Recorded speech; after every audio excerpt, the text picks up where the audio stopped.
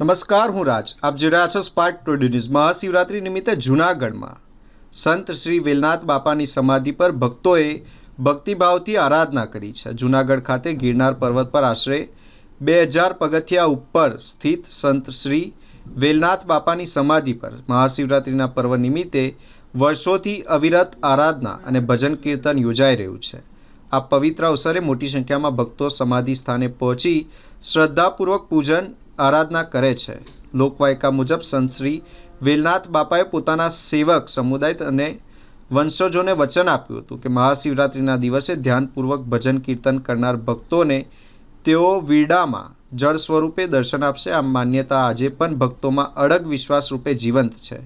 દર વર્ષે મહાશિવરાત્રિ દરમિયાન સમાધિ સ્થળે સંતવાણી, ભજન કીર્તન અને આરાધનાના કાર્યક્રમો ભક્તિભાવથી યોજાય છે, જેના કારણે સમગ્ર વિસ્તારમાં આધ્યાત્મિક અને ભક્તિપૂર્ણ માહોલ સર્જાય છે. જય વેલનાથ. મારું નામ છે રમેશ ઝીંઝવાડિયા, ગામ મોટા ખટોડા, તાલુકો મહુવા, જિલ્લો ભાવનગર. આપણે જે બેઠા છે એ ગુજરાતની અંદર જુનાગઢ જિલ્લામાં જે જુનાગઢ ગિરનારી પર્વત છે ત્યાં આપણે 2000 પગથિયા ચડીએ એટલે ડાબા હાથ ઉપર ગિરનારી વેલનાથ બાપાનું સમાધિ આવેલી છે. એ જે વેલનાથ બાપુ છે એ સમગ્ર ઠાકોર સમાજના ધર્મગુરુ છે.